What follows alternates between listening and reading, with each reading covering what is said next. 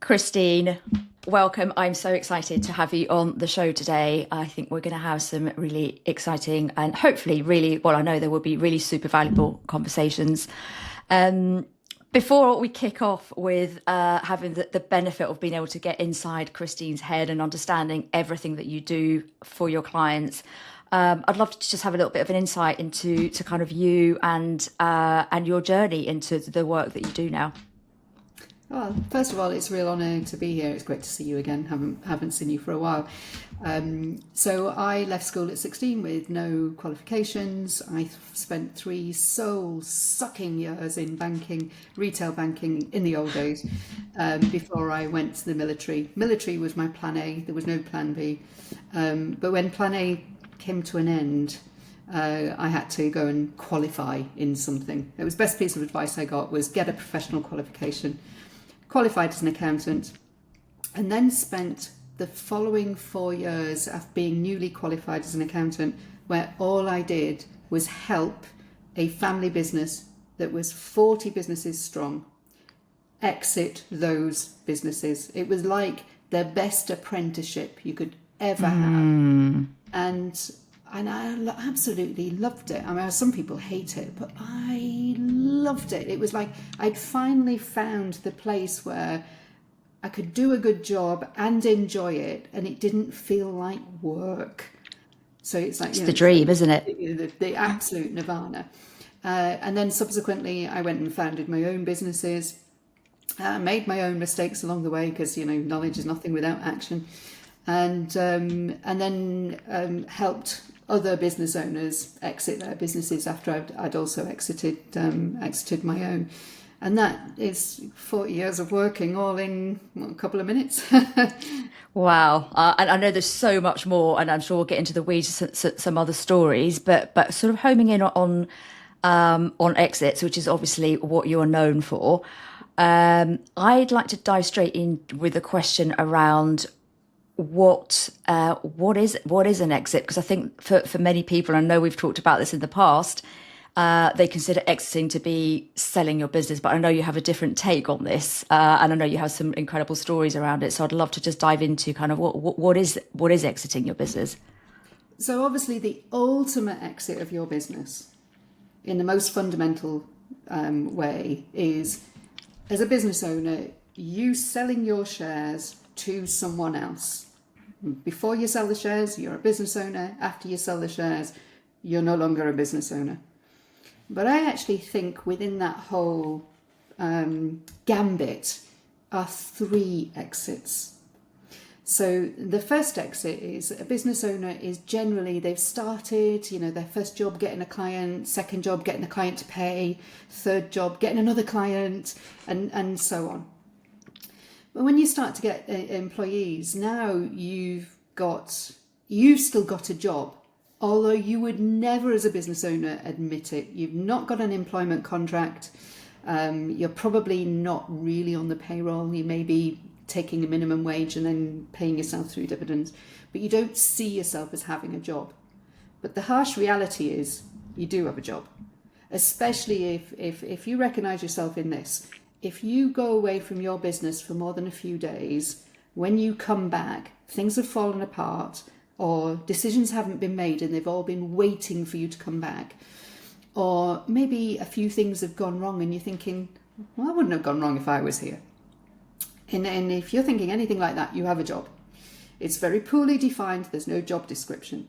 So the first thing we've got to do is get you out of the job, get you out of the weeds, stop you firefighting, stop you being the go-to problem solver, and actually letting your team take the weight of the business. So that's the first exit. Of course, the second exit is most business owners are the only ones who can sign on their bank account. So they're the only ones who can actually make some really senior decisions. And therefore they become a bottleneck. They hold all the threads together, albeit at a higher level, but they hold all the threads together of the business. So the second exit is how you figure out how to hand over some of those controls, I would suggest all of those controls, without running the risk of one person in your business stripping your bank account of all the cash and running off with all your money.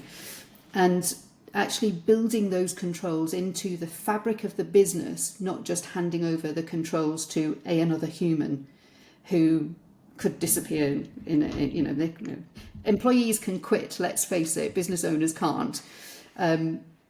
So that's the second exit, which is the controls. And then there's the third exit, which is the physical selling of the shares, transfer of ownership.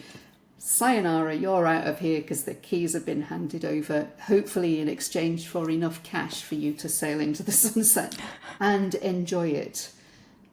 These things are really rare, very rare indeed.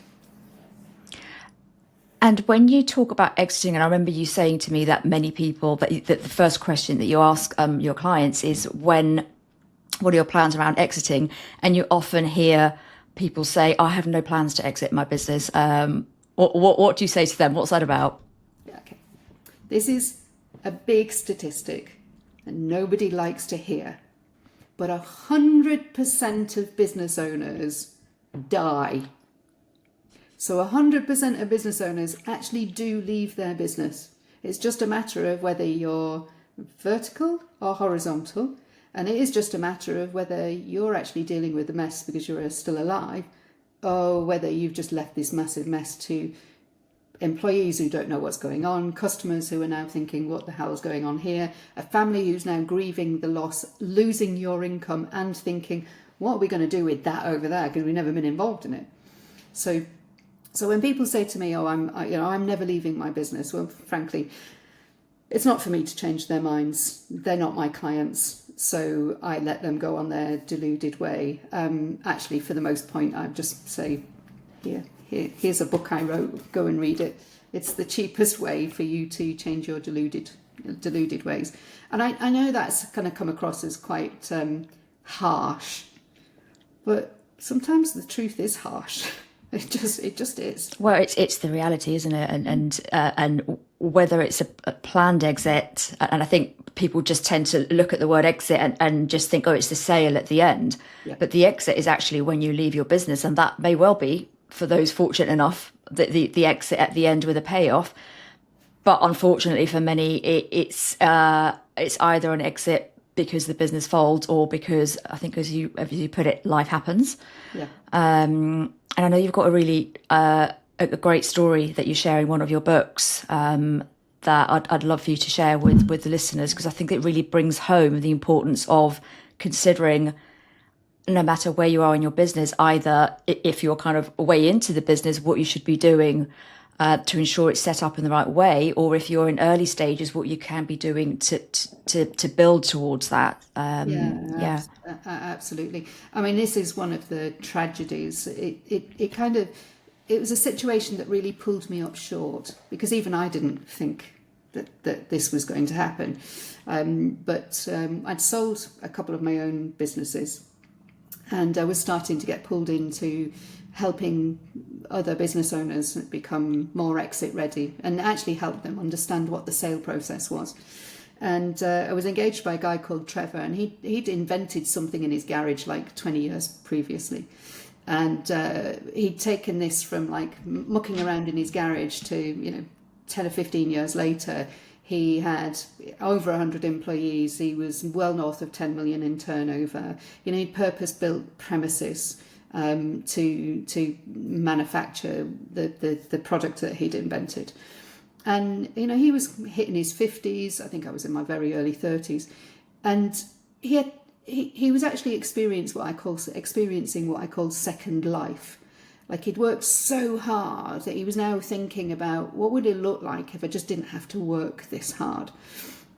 And he was refurbishing his forever house. It was like they'd really got these plans of what's next. And one of them was, I wanted this house in this location, came on the market, was a wreck. He's going to do it up. I've never seen anybody so excited about cleaning drains. But he got his ladder out, got up the ladder, started cleaning out the guttering, and but the ladder slipped and he fell off the ladder. And within 7 days, he was dead. And it was a terrible. It was obviously a tragedy. He died too young. But his business, I'd only been working with him 3 weeks, and his business was completely dependent on him. He was the only person who could sign on the bank account. He was the only one who made any decisions above a certain level, and that level was incredibly low. So his plan to extricate himself from the business, absolutely spot on. Because he clearly had a plan for himself. I want more out of life than working 80 hours a week. I don't want to be signing off payroll on a Sunday night again. But before he got a chance to execute it, he was out of the picture. Well, of course, his wife at the time was a director of business and shareholder, and that entitled her to just step in. She had no business experience. To be honest, I mean, she had no idea what was going on in the business at all. She stepped in and thought that she could make a good job of this. Actually, what she did over a period of 14 months was drove the business into insolvency because she sucked up all the cash, listening to a lot of snake oil salesmen. And all our senior staff just left because they got fed up of her and trying to micromanage them because she didn't understand what was going on. And so this really healthy business that had been built up over a long time was 14, 15 months after he died.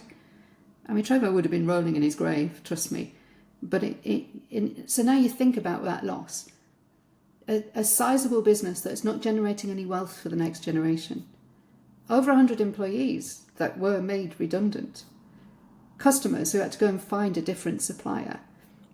Somebody who came in and bought the intellectual property, made it part of their own portfolio and picked it up for a song. I mean, we're talking about less than 6 figures. And all of that tragedy. And then the ripple effect of the factory that he had was in a small community with a pub where the Thursday night the employees used to go and make up 3/4 of the quiz teams, and the sandwich shop that used to feed the best part of 70 people a day. That ripple in that community just really went out, and it's absolutely heartbreaking. It's devastating to hear that something that literally happens in a split second can have, and especially the way that you communicate, kind of the ripple effect of it is, it's startling and it's tragic, and I think it's really important to share that message because without being morbid, these things can happen. And in Trevor's situation, so you mentioned that he did have an exit plan, but he hadn't executed it. So what do you mean by that? What could he have done differently to ensure that with what happened, that things could have turned out differently for the business? Well, ideally, if he had known that he was going to die on the day that he died, ideally he would have started his exit planning easily 3 years before. Okay. I mean, at his optimal, he would have started doing his exit planning the day he founded his business. Because here's the thing. Lots of people spend lots of time and effort exit planning. And they're doing it right at the end of the business when their time scale for I need to be out of here because, and they've got a deadline that's been created by something that's happened. But actually, and it's really hard work. Exit planning takes time, effort, and thinking, and most people don't take the time to do the thinking. But if you started thinking about it today, like forget how long you've been running your business. If you started thinking about and taking action on your exit planning today, and you just did, say, 45 minutes 3 times a week of targeted action, in 3 years' time, not only will you not be working in your business every day, your business could be saleable for much more money on much better terms. You'll be happier and less stressed. Your income would have raised, and actually your employee. Oh, sorry, I've just hit my printer. Your employees will also have stayed longer, so you'll be spending less on recruitment, which means that your profit's going to go up because these recruitment costs go straight to the bottom line in a negative way. You can proactively be recruiting at the lower levels and developing people within the business in your inimitable way so that your institutional knowledge within the business stays within the business because you're older people. So, and by older, I mean longer serving people. Yeah. are actually developing the newer people coming in at a lower level. And you're actually showing people a career path, what's possible by staying within the business. Because here's the alternative. And this is really where it comes to, it's almost like internal marketing. If you as a business owner aren't painting a picture to your employees about what's going to happen when you're not around, they're going to fill that space with their own story. Now, because most people who are employees are not business owners, they don't think like business owners. So the stories that they tell themselves aren't, oh, well, if Joe Bloggs dies, then somebody else will run the business and I'll still have a job. No. They go, well, if Joe Blogg dies or gets hit by a bus and can't work, oh my God, I'll have no job left because he runs everything. And then all of a sudden they start thinking, oh, he's getting older. And those odd doctor's visits. I mean, it only takes one well-man visit to the doctor because you're thinking, I really want to think about longevity. And all of a sudden your employer's going, oh God, boss has gone to the doctor. I wonder what's wrong. Oh my God, if it's something serious, then my job's going to be at risk. Let's get on to Indeed and start looking for another job. So it's really interesting. So what you're describing is what I know is one of the big things you talk about, which is the owner dependency. But it's actually really interesting that you're talking about the angle not only of how that's detrimental to the business owner, which we're definitely going to come on to, but it's actually really interesting that others are going to see that as well, because if they see one person without whom nothing can operate, they need to sign everything off. They are always there. Not only can that get the kind of the fear mongering going, but it can also, I guess, just lead to inefficiencies and within the organisation as well. And also, I think the culture that can set if somebody's always present is, well, that means I always need to be present as well. So depending on the culture you're trying to set, if you're that person that's always on, I respond to every message because without me the business dies. Yes. Then that's going to trickle down and create quite a negative culture. I would guess. Is that something that you see with your clients? Oh, absolutely. So I'm going to go what appears to be a little off-piste. Oh, let's do it. I love off-piste. But trust me, this has some relevance. So if you think about caves, inside a big cave, there's going to be stalagmites, things that point up towards the ceiling, and stalactites, things that hang down. Thank you, Harry Hill, actually, for he's the one who made me understand the difference between. I thought maybe this was your Chile days, but no, he's got a whole comedy routine about stalactites. Now, if you stalactites are where water drips down and leave mineral deposits and basically everything's hanging off the ceiling. Okay. And if your business runs with a stalactite management style, then what you're creating is dependency on the ceiling. So dependency on one person, everybody else hangs off it. And that's most business owners think that they delegate. No, they don't. They kind of either abdicate or they delegate in such a way as they're still creating dependency. So it's like there's this core human need. It's it's deep in the whole chimp brain, in the limbic system, which says, I really want to be needed. Because as pack animals, if I'm needed and wanted, then I have good position in the pack. But if I'm not wanted or needed, then I'm on the outside of the pack. And therefore, I can get picked off as a weakling. So you want to be inside, you want to be, in part of the core part of the pack. And that's what this, stalactites is, this dependency is actually feeding that chimp part of the brain. I'm wanted and I'm needed. And it's such a fallacy because the idea of a good business is that it doesn't need everyone. It doesn't hang off one person. So what's the opposite? Well, the opposite is stalagmites. So with stalagmites, you've got water on the ground. The mineral deposits are actually landing on the ground, landing on top of the previous mineral deposit, and they're building up towards the ceiling. So whilst they're not an organic, it's not an organic function, it does feel like these things are reaching for the sky, reaching for the light.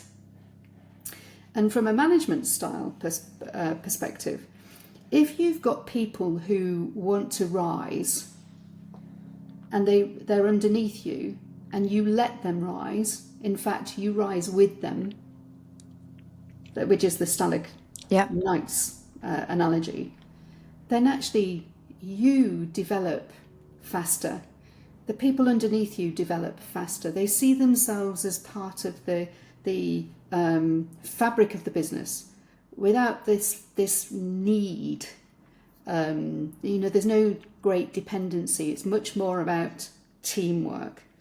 And I always talk about it's like being on a bed of nails. So like every business owner knows there's no such thing as comfort. Like literally there's no such thing as comfort. There's always something to worry about. But if you think about a business owner life as a business owner is like lying on a bed of nails. If you have a stalactite approach to management, you are lying on 4 nails, which in anybody's stretch of the imagination is going to be really bloody uncomfortable. Mm-hmm.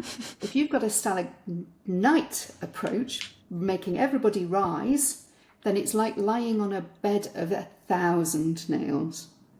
So as long as you're careful about how you get on and off, not so uncomfortable as the 4 nails. Yeah. So I love in particular the psychology, I guess, that you brought into that, because we do all have an inherent need to be needed and to be part of the pattern. It's how we survive. Yeah. Do you think there's an element of ego that comes into that as well? That I can imagine. Well, we would all probably think like, oh, we're doing a great job at this. If what if somebody comes in and does it as well, or heaven forbid, even better? What if somebody does a better job, runs the business better than I did? What does that say? What does that say about me? Is that something you think that consciously or subconsciously runs kind of, as the programming that means that the business owners kind of won't relinquish that control? So absolutely, one of my favourite clients, when they first came on a call with me, given that we were complete strangers, it was on Zoom over lockdown, and I had to say the immortal words, "You're on mute," but I could see him talking. And so I don't think any Zoom call starts without those words these days. As he pressed on mute, he was still mid-conversation, and he said, I'm actually damaging my business. You've really got to get me out of here." And I thought, well, no pressure. Oh, wow. So I said, well, just explain that to me. And he said, I'm resenting my business so much now that I know I'm becoming quite damaging. He said, so I either keep my thoughts to myself and bite my tongue, or I have these little mini explosions of temper, and that just means everybody is then disengaged for a few days. And I said, well, what are you really afraid of? Because we'd had a discussion about his team, who he had, and it felt like there was 1 or 2 real diamonds in his business and one very obvious replacement for him. But he was in that dichotomy of, well, I really want to let go because I know my business can flourish and it's good for me, it's good for the business, but oh my God, my ego is so attached to this business, and like if I let go, what happens if it all goes to poo? And he was in that real mix, and so I said, well, what are you afraid of? And he said, well, I'm afraid of 2 things. He said, first of all, I'm afraid if I let go, what if it all falls apart? Yep. Which is a really valid question. In fact, I wonder if anybody who's listening actually just asks themselves that question. Yeah. Because I would imagine a lot of people do that it's or if I change things, sometimes it's like, what if that doesn't, like it sometimes can feel like everything's hanging on a thread. So yeah. And actually really the answer to that is you make sure the controls are built into the fabric of the business, and you make sure that you have the reporting so that you can see when it's going off track, so you can stop it in its tracks. So you have those mechanisms measuring what's going on and recognizing when you need to step in. And he said, so I was really interested in what the second reason that he was afraid. And he said, well, if I take this person who's in my business, who's showing amazing signs of doing a really good job, and then she does a really good job, like so much better than I'm doing, what does that say about me? Interesting. I know, because I thought, well, if I can put my 2 pennies worth in, what that says is that you recruited this person, had really good insight into a talent, and you've nurtured that talent to be able to replace you in a way that isn't replacing you.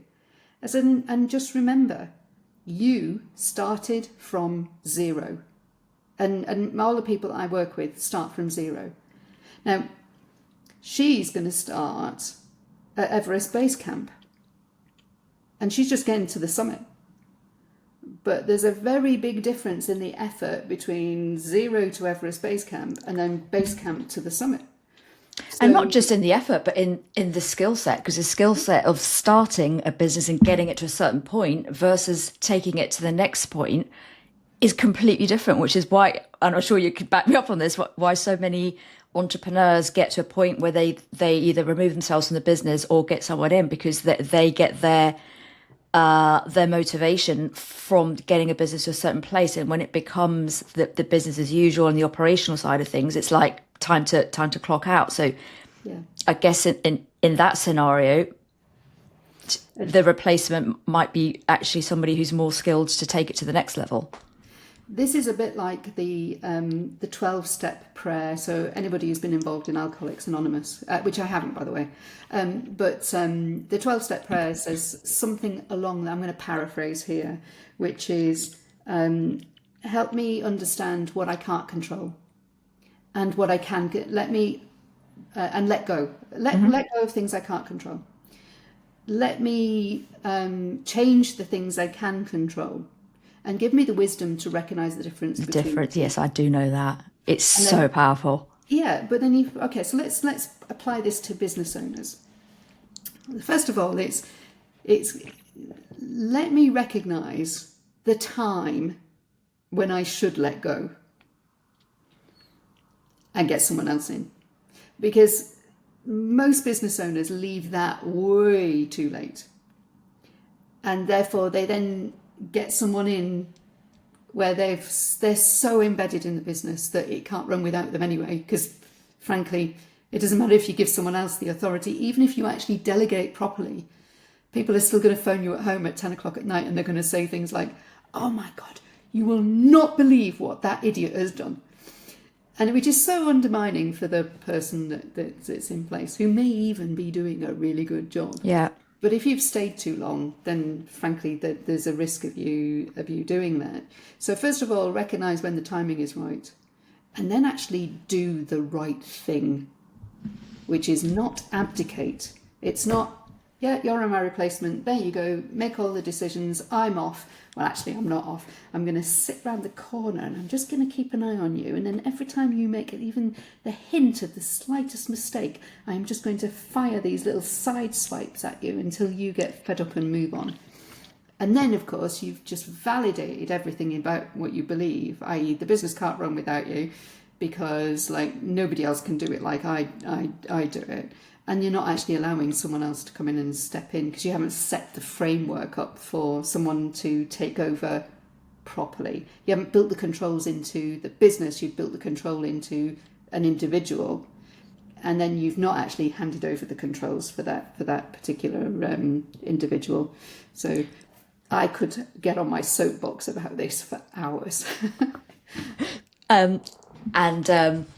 And we have had these conversations in the past, I know. What's interesting is, and it takes us slightly into, I guess, the topic of, okay, where can somebody who's maybe starting in very early stages of business now and is maybe listening to this and is thinking, well, I maybe don't even have a team. I'm certainly not. I'm hearing what Christine's saying, but like I'm maybe 10 years away from being that. But when is there ever a point when it's too soon to be thinking about creating a business for exit? No. Or would you say that from the very outset, it's like if you plan it for exit, then you will be taking different strategies? Absolutely. So first thing is, it's never too early. The second thing is, it's almost never too late unless you set an artificial deadline. Okay, yeah. So the only time it is too late is if you know you're going to die in 3 months. I know that is a brutal thing to say, but that's it. So starting as soon as possible, and actually it's because it's a mindset thing. And ultimately, most wealth is created by leveraging someone else's effort, productivity, and knowledge. So it can be leveraging your knowledge by sharing it with someone else who then goes and does something productive with it that's within your business remit. It is most simple. That's fundamentally what business is. So even if you haven't got any employees, actually thinking about an exit mindset is a good place to start, because automatically now you're thinking about what are the things that I'm currently doing that I could pay someone else to do, which allows me to get on with that higher level stuff. And so you're already starting with this attitude of delegation, and making sure that someone else has a productive role to support you in your primary function, which most people it's sales and then customer delivery. So no, there is no too early. Too late is 5 minutes before you die. There's an old Shakespearean quote actually, and it is Shakespeare, and he says, "I would rather turn up 3 hours too early than 3 minutes too late." And if you apply that to something as tragic as death, you just think about it. Gosh.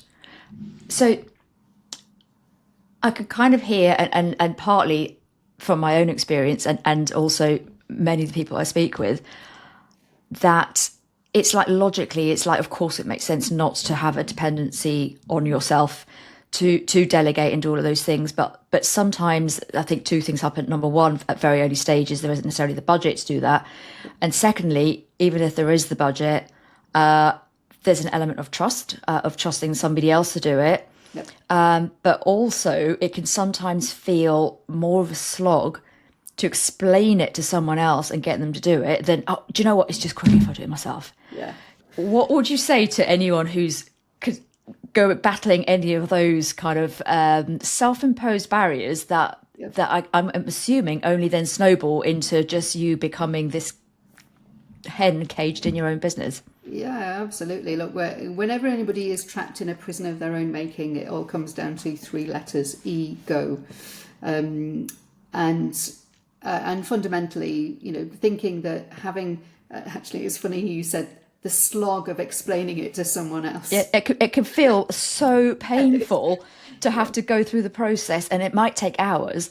Yeah. And you're like, but it will take me 10 minutes to do it. So let me just do it myself. So anything you can do to overturn that.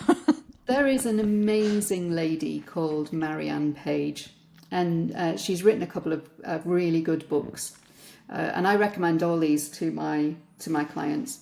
So the first book is called Simple, Logical, Repeatable. Now somebody's going to shout out it's the other way around. It's simple, repeatable, logical. It's those three words. It's those two words in some order. In some order, but Marianne Page is your gal. And the key thing about that is it's all about process. If you've got a process-driven organisation, then you stand a fighting chance of having the right things done at the right time for the right reason. And if something goes wrong, it's easy to fix if you've got the right people. It all starts with the right people. But if you've got the right people and they know what to do, and then it's process. So one of the things I find is that very occasionally you'll come across people who go, "Oh, no, I don't do processes. That stifles my creativity, darling." At which point I say, in business, there is no room for creativity. If your job is to be creative, there is a process around that. It might not be the outcome might not be very prescriptive, but every client is looking for a deliverable. They don't really care how you got it there. But if you give them the deliverable once, they'll expect that deliverable again and again and again from an output perspective, and they'll expect it on a consistent basis. What's the biggest reason why an existing client who's been served really well suddenly phones up with a complaint? Well, it's because they are used to really good service, and all of a sudden somebody else has decided to do something completely different. It's a misstep in the expectation of the client, and that's going to lead to complaints. But if you've got really good processes, it means that you're actually let's do this by story. So I started a business, and my first hire was a lady called Doreen, like Mrs. Process. Except she didn't like writing anything down. But if you told her something, you only ever had to tell her something once. And then all of a sudden we've got 5 people. But now they're all being told by Doreen what to do. And she hasn't written anything down. And depending on whether Doreen likes you, will depend on how she communicates with you. Oh, gosh.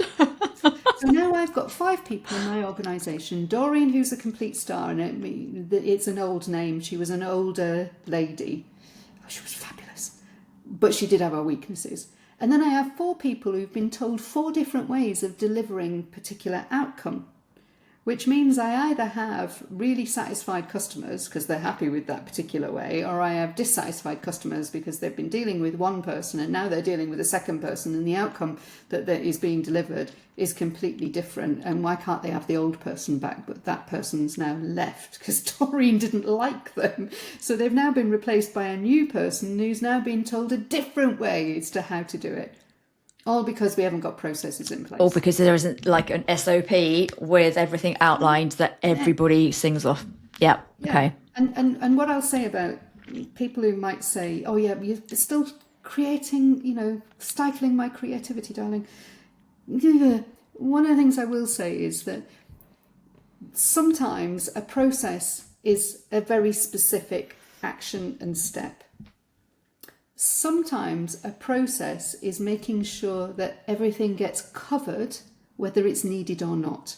And that is, if you've got lots of variables, then use a checklist as part of your process, so that you make sure that nothing slips through the gaps, rather than saying, right, everybody has to do this, even if it's not relevant. So good processes are always a mix of prescribed steps to take and checklists to make sure that nothing falls between the gaps. But actually the easier thing than listening to me rabbit on about it is buy Marianne Page's book, because it's really thin, it's absolutely direct, and I give it to every single one of my clients, so it definitely works. And I love what you've said there about process and creativity, and also structure and creativity. And I have to say, I have fallen into I don't like to put a structure into place, just because I don't think I would say it stifles my creativity, but it doesn't necessarily always, or I felt that it would hinder me from working at my best. And actually, I find the reverse to be in place, having kind of learnt the hard way that if you have the right structure or processes in place, it can actually enable creativity.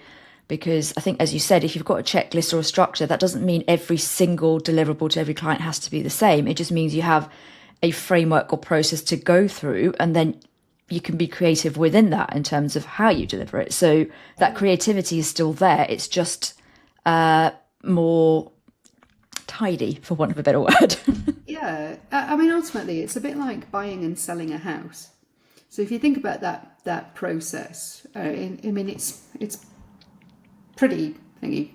Every house needs to be sold. There's some things that absolutely have to happen, but there's always the questionnaire where the buyer asks lots and lots of questions to enable them to make informed decisions. And actually, buying a business is exactly the same. So you ask all of the questions. You don't, as a buyer, you ask all of the questions to make sure you cover everything. You don't make assumptions about things you don't know. When you're buying a house, you don't make the assumption that it's on the mains, gas and electricity. You ask the question just in case it isn't. Because the last thing you want to find out is that day one you move in, the first thing you've got to do is empty the cesspit. So, buying a business, no different. God, I love that example. Absolutely everything comes down to sewage. everything or the avoidance of. Yes, yeah. And most people don't. There's a reason why there's a shortage of plumbers. It's because most people don't want to deal with it. And I think you know what I mean. We're by it, yes. Yes. So you got to really cover everything. I mean, I'm just in the process of selling my house now, and my buyer sent me these questions, and then that led to a whole load of additional questions. And I felt like I was selling a business, honestly. But I also understood that these are all the questions that I would have asked or will be asking for my When next you do the same. property. Yeah, because I want to know that I'm not going to get flooded, that that there hasn't been a history of drain breakage and all that kind of stuff. I want to know that it's on the mains, and these are just fundamental factors that feed into my attitude towards risk. So let's go back to that original question about exit planning. Exit planning is literally identifying buyer risks in your business and either acknowledging them and addressing them. Now, you can acknowledge them and know that the buyer is going to find out about them, but you can actually then in any meetings with them say, oh yeah, I'm aware of that, and I haven't done anything to mitigate it because I've been okay living with it, or I've done something about it. And actually the usual result is you do what you can about it to mitigate the risk. You might not want to do everything about it. But once you start on the exit planning journey and you're aware of all the risks within your business from the perspective of a buyer, because like no one else's perspective matters, because it's the buyer that is going to part with the cash. So that's really interesting. And actually, it's an interesting way of running a business, because I think we can all get very caught up because it's our business. You look at it through your lens, but actually, in terms of exit planning, but in terms of strategy as a whole, to take the perspective of, okay, if somebody was buying this now, if somebody was going to give me money for it, what would their perspective be on it, is probably a really healthy thing to do. Yep. Well, it's rare. It is definitely a case of what should be common practice or common sense, is not common practice. That's really interesting. So if you were right now to give 3 pieces of advice, and I'm going to do it to kind of 2 levels. So firstly, to somebody who has a very established business, I know that you kind of measure a business that's kind of ready to exit based on not just revenue, but on assets, on team sizes, things like that. So somebody whose business is perhaps at the point where they're like, I should be thinking about exiting. So that sort of bucket. And then also somebody who's very much in the early stages. So if you were to speak to those 2 business owners and you could only give them 3 tangible things that they could do right now, what would they be? And let's start with whichever one you'd prefer to start with. Let's start with the established ones, because they're my clients. So the first thing is, the more your business relies on you, the less it is worth. Detach yourself from the day to day. It's really important. If you just do one thing less every day and give it to someone else, that would be really good. The second thing is that don't get deluded about the valuation of your business. Get it valued. It's one of the first things that I do, is actually look at what the realistic valuation and range of values for your business is. So know what it's worth. And then the third thing is, do you know what? Have a moment of complete selfishness and think about what you actually want your business to do for you. Because sometimes a little rethink can get your business serving your needs today and tomorrow. And getting out of the weeds is an absolute don't go. So those are the 3 things. Get out of the weeds, find out how much it's worth, think about the future, and I mean really think about you, not anybody else. You first. Put the oxygen mask on. Oh, love that. So that's the established businesses. Okay, startups. Strap in. I have a feeling we're going to hear the things we're not expecting to hear right now. Oh, yes. Okay. No one cares about your logo. Stop wasting time on it. Suck it up and just get on with it. Okay. That's harsh. Okay. Start thinking about so that's the second one, is start thinking about your business as if you've already got a team of 10. Think about your organisational structure, and it just happens to be, if you've got 10 people in that organisational structure, your name is in every box. And then start thinking about, if you were start to replace those people, how you would replace them, rather than bringing people in just because they happen to be your mate's mate, or you met them on the street corner and they were homeless and you thought you'd give them a job. These are all examples of real It's things that have happened. oh wow, okay, they're not made up strategies, they're Yeah. actual ones. So, Wow, okay. yeah. Or I know your mate's friend's daughter's cousin's boyfriend has a sister, and you've now employed them to do your social media. No, that is not the way to start a business. That is a way to get cheap resource, but it's not a way to think about your business. So first thing is, no one cares about your logo. Just suck it up. Get on with the important stuff. Start building your business as if you already had 10 people working for you, and thinking about how that. And then the third one is actually think about what you want your business to really. It's very similar to the third one in my established business. Think about what you want your business to do to serve you. Because before you know it, you're going to be serving your business, and you're going to be putting in blood, sweat, and sacrifice. And you can become a prisoner. So don't build the cage. Think about how it wants. And actually, this is something you should be thinking about in the early days, probably every week. And then I would make it part of your monthly, quarterly, and annually thinking cycle. But think about where you want to get to. Otherwise, you are going to end up somewhere you never intended. So it's that intentionality and goal setting, but it's beyond goal setting. It's really, and I think before we actually hit record, you and I were catching up and talking about the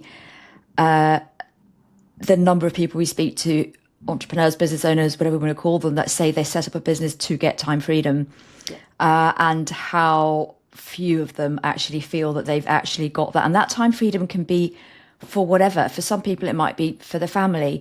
It might be for setting up new businesses because you want to have multiple incomes. It might be for traveling. Christine, I know that you are so militant about your time away, and you've built your business around, you love going to Chile every year. And I think that's so,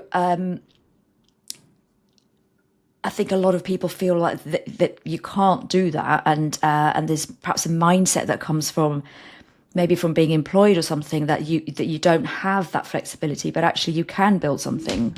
That doesn't mean you have to be within the weeds all the time. It's kind of easy to get caught up in it, because when you're in the kind of crazy startup phase, then, like I said earlier, your first fight is to get your first customer, and then you got to get your customer to pay you, and then you got to get your second customer, and the cycle goes on. And so actually taking time every week to think intentionally about what happened last week, what's going to happen next week, next month, and actually is this heading in the direction that I'm going in?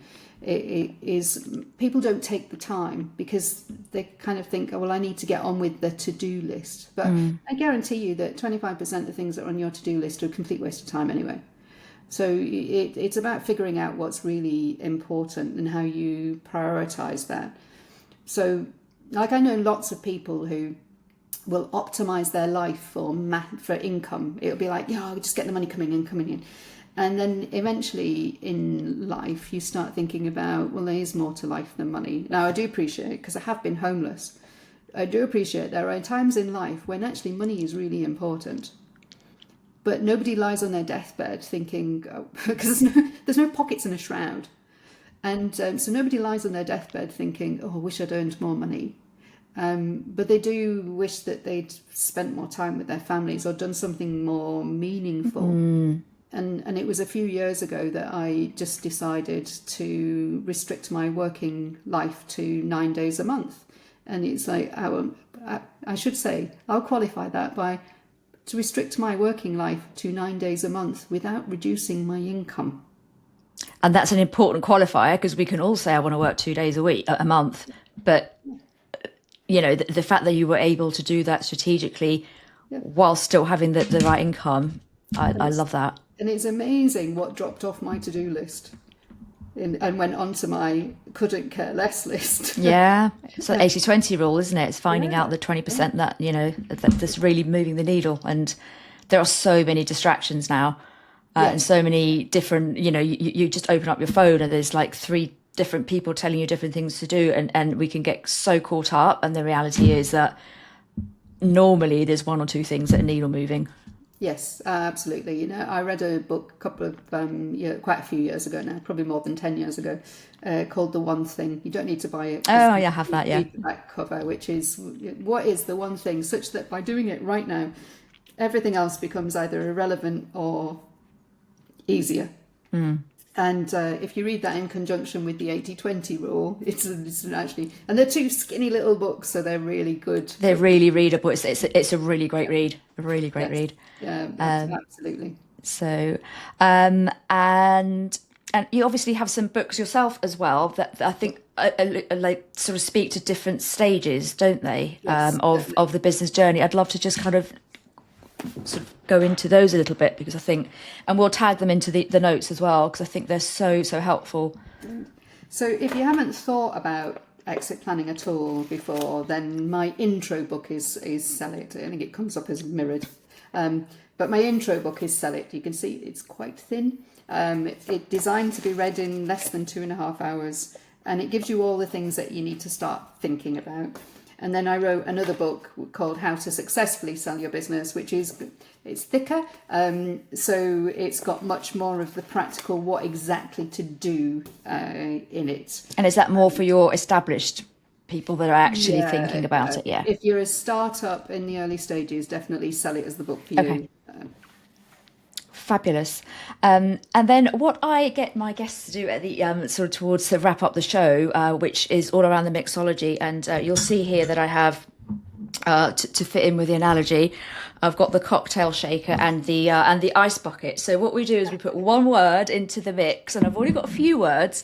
Because what I find fascinating is that everybody's, if they only get one word of what you would put into a success measure. So far, everybody's come up with different things. And then one thing that you would put on ice, as in, you've already mentioned logos as one of them. But Yep. so I'd love to know what you want to put into the mix, as in, you know, one word that for you is, this is, for me, something that's really super important for success. And then one that you would put on ice. Stop doing this. Actually, can I have 2 words in there to do? Oh, go on. I'll let you have 2 words. And they're 2 separate words. Only because I know you, I'll let you have 2 words. Well, because I really would recommend people take time, and here's the word, to think. I mean, Okay. really think. But take I'm time writing to this do it. down. I'm listening. I'm just writing it down. But Yep. then take action. Like, seriously, take action. Yeah. So think. And can you just elaborate? I mean, obviously, we all know what thinking and an action is, but Yeah. So actually thinking allows you to.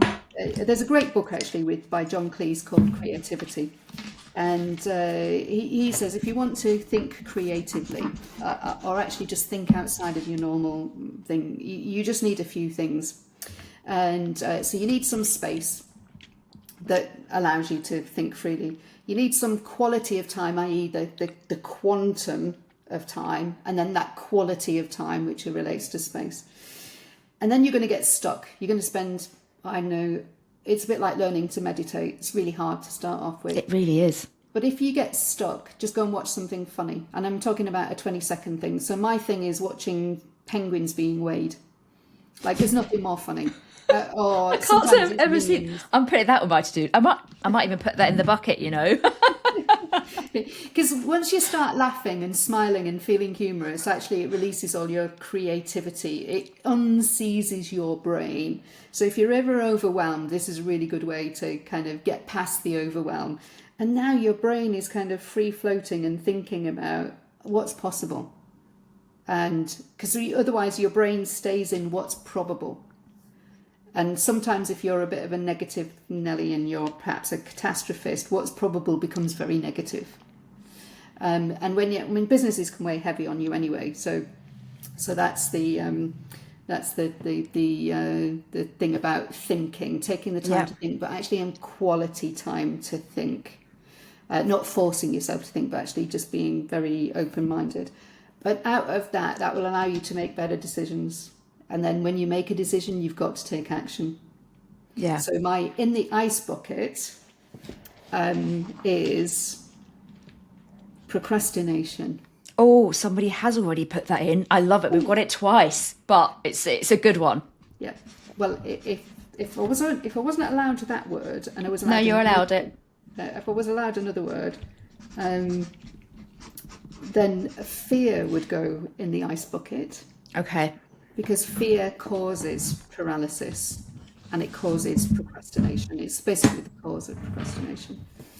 And how do you? And maybe we could do a whole entire episode on fear, but fear disguises itself. Yes. So often procrastination is actually led from fear, and the root of it can be that, but it can translate into perfectionism, procrastination. There can be all sorts of things.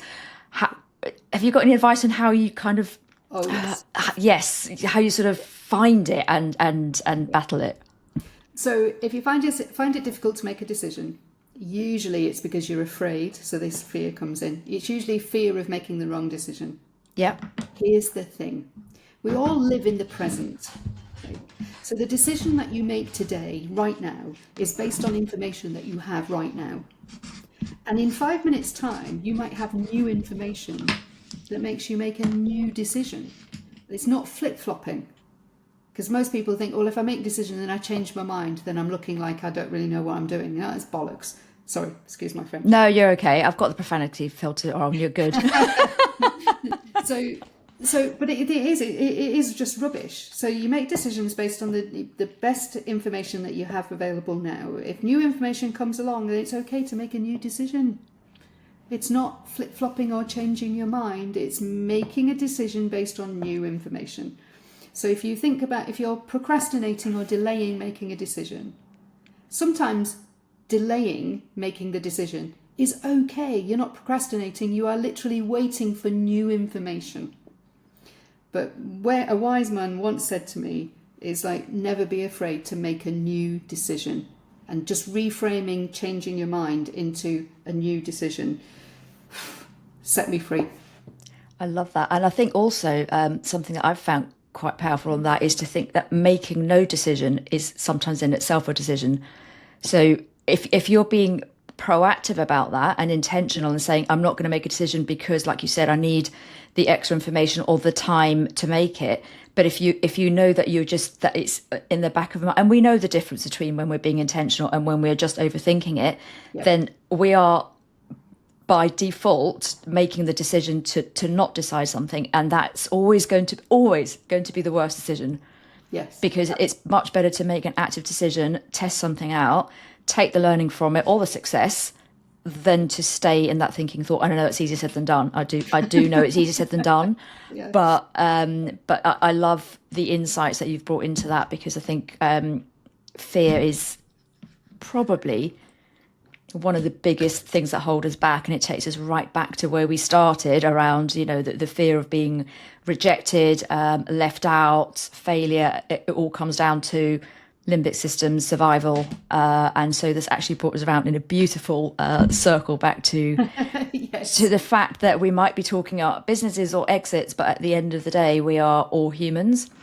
We work with a human brain, and some of that brain is quite dated, and just being aware and recognizing some of the things that are holding us back can actually really help kind of set some of those strategies. In this case, removing ourselves, relinquishing control, taking active decisions. So, Christine, thank you. It's been such a joy to see you again. It's been too long. Yeah. Let's not leave it this long next time. If people want to reach out to you and want to work with you, maybe just tell us a little bit about what would be the best way to do that, and we can link anything in the show notes. Yeah. So there's loads of free resources and access to my books on christinenicholson.co.uk. I'm all over LinkedIn. Everybody keeps saying that I'm up 24 hours a day. No, I guess someone else can do it. But that's the delegation. Delegation, of course. So I'm all over LinkedIn, and you'll see me, Christine Nicholson, Business Mentor of the Year. I've won it 4 times in a row. So you can easily find me. I have to say, my picture is, I have dyed blonde hair, and I'm now just deciding to grow old gracefully. So It still looks like you, but I love that every time I see you, your hair's different. It is part of the Christine Nicholson. And I'll also link your LinkedIn in the show notes as well, in case somebody wants to connect with you directly. But it's been a joy, as always, to catch up. Yeah, and I look forward to speaking to you really soon. And thank you so much again. Thank you. Thank you so much for listening. I hope you enjoyed this episode as much as I enjoyed recording it. If it resonated with you, feel free to share it with somebody who might appreciate it too. And of course, as always, liking and subscribing really helps the podcast to grow. It means we can reach even more people. Really look forward to seeing you in the next episode. And until then, let's keep mixing it up and keep building a brand and life we actually want.